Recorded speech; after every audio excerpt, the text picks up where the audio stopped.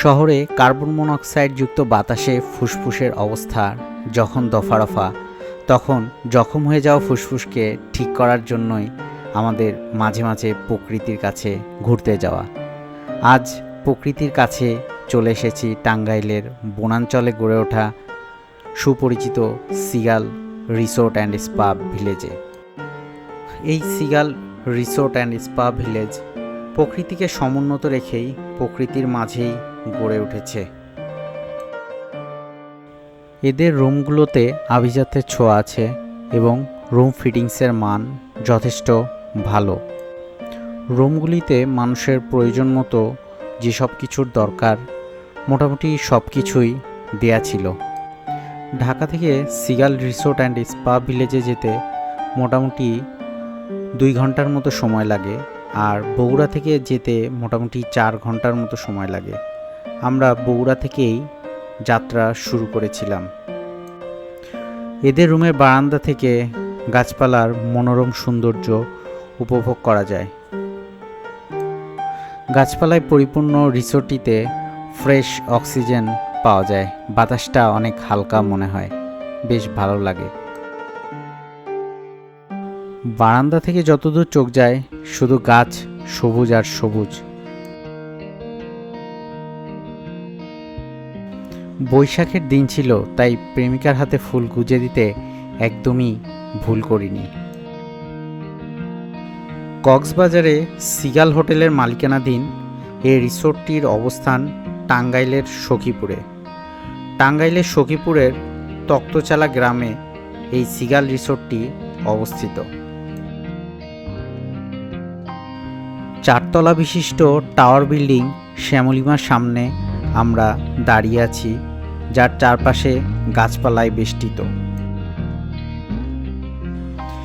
পানির ফোয়ারার ঝিরঝির শব্দ, ঝিলমিল রোদের খেলা, মৃদু হাওয়া, গাছের পাতার শব্দ সব মিলিয়ে অনিন্দ্য সুন্দর এক পরিবেশ তৈরি করে।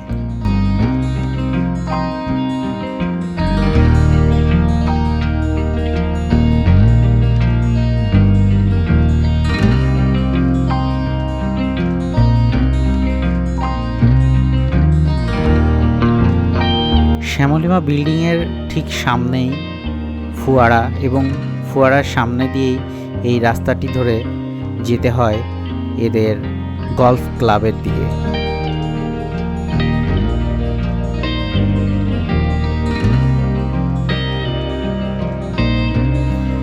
ঠিক সামনেই বড় একটি মাঠ, মুভি থিয়েটার মঞ্চ রয়েছে, যেখানে নাকি রাত্রিকালীন মুভি থিয়েটার করা যায়।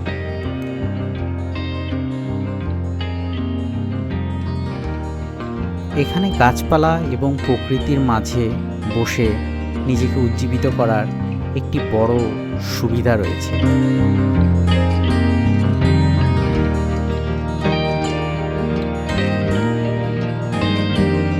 আমরা এখন রিসেপশন বিল্ডিং এবং রেস্টুরেন্ট এর সামনে দিয়ে হেঁটে চলেছি। এদের রিসেপশন বিল্ডিং মডার্ন আর্কিটেকচার এ ডিজাইন করা রয়েছে এবং আধুনিক সব সাজসজ্জায় সজ্জিত। শহরবাসী হয়ে গাছপালা ভুলে যাওয়া মানুষজনের কাছে এই রিসোর্টটি বেশ ভালো লাগার জায়গা হতে পারে। অদ্ভুত সুন্দর লাগছে চারপাশ। বেড়াতে যেতে নেপাল যেতে হবে, সুইজারল্যান্ড যেতে হবে কথাটি ভুল প্রমাণ করে আমাদের গ্রাম বাংলার সৌন্দর্য। চারদিকে বিকেলেই বেশ ছায়া ছায়া ভাব হয়, ভালো লাগে।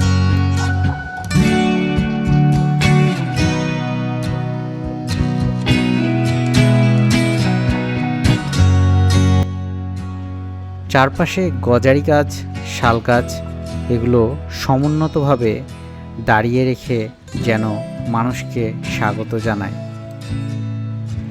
কিঞ্চিত বিশ্রামের জন্য ছোট্ট আয়োজন।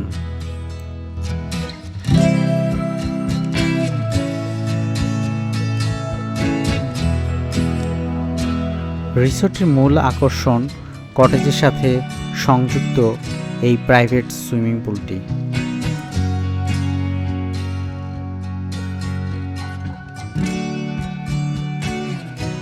সুইমিং পুলের পাশেই বিশাল ধানক্ষেত রয়েছে, যা শুনেছি কটেজ কর্তৃপক্ষের। ধানক্ষেতের পাশে যতদূর চোখ যায় সবুজ আর সবুজ। সাজানো গোছানো এবং চমৎকারভাবে সজ্জিত এই কটেজ ও ভিলাগুলো বেশ ভালো লেগেছে। এখানকার সৌন্দর্যের কোনো তুলনা নেই।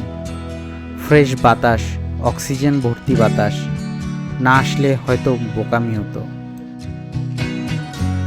লেখক হয়তো সুন্দর একটি হ্রদের বর্ণনা দেয়, আমি কল্পনায় সেই হ্রদ দেখি। হ্রদের জল নীল, জলে মেঘের ছায়া পড়ে। আমার কল্পনা শক্তি বেশ ভালো।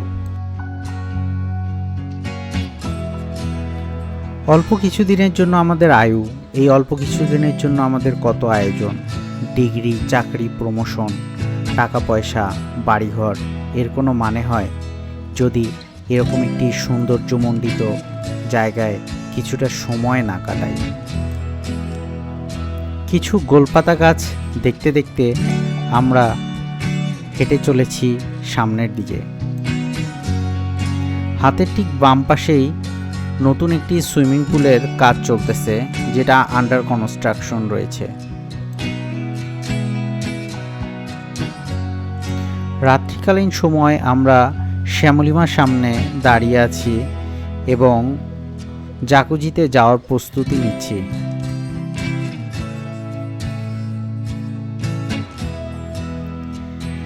এদের জাকুজি এবং সুইমিং পুল দুটোই সকাল 10টা থেকে রাত 10টা পর্যন্ত খোলা থাকে এবং এরা রাত 10টা পর্যন্ত সার্ভিস দিয়ে থাকে।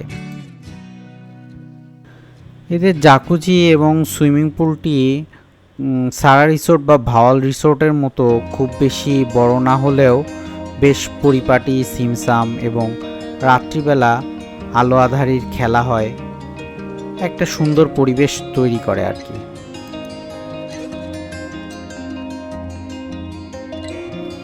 স্বচ্ছ পরিষ্কার নীল পানি হলেও এদের পুলটির গভীরতা বেশ কম এবং পুলটির প্রথম অংশ থেকে শেষ অংশ পর্যন্ত গভীরতা প্রায় একই রয়েছে।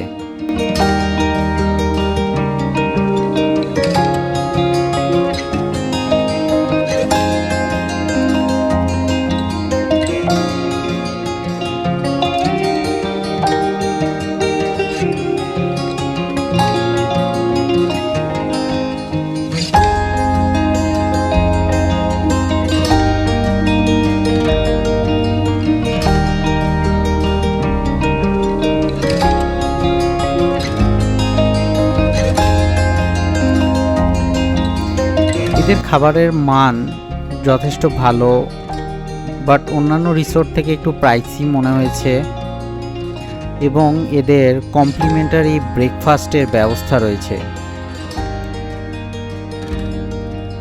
রেস্টুরেন্টের ডেকোরেশন অতি আধুনিক এবং সুরুচির পরিচয় দেয়। দিনের বেলা এদের কমন সুইমিং পুলের চিত্র এটি, পাশেই জাকুজি রয়েছে এবং এদের সুইমিং পুল থেকে ধানক্ষেত দেখা যায়।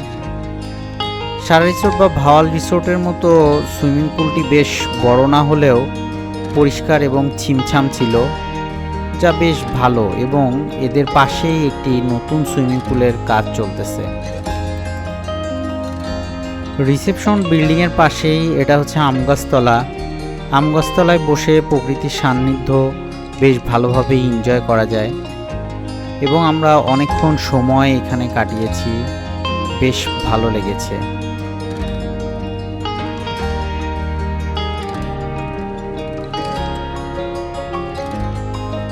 একটি বই হাতে এবং চায়ের পেয়ালা নিয়ে এই প্লেসটিতে বসে থাকতে যথেষ্ট ভালো লাগবে। রিসেপশন বিল্ডিং এবং ক্যাফেটেরিয়ার ঠিক সামনের অংশই এটি।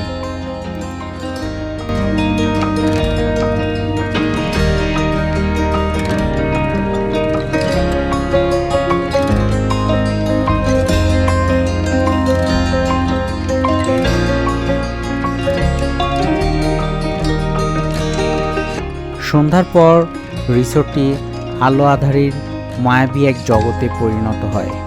এটা রিসেপশন বিল্ডিংয়ের রাত্রের ভিউ। মডার্ন আর্কিটেকচার এ ডিজাইন করা হয়েছে এবং সব আধুনিক সাজসজ্জায় সজ্জিত। ভিডিওটি ভালো লেগে থাকলে অবশ্যই সাবস্ক্রাইব করবেন, পাশে থাকবেন, ভালো থাকবেন, সুস্থ থাকবেন। ধন্যবাদ।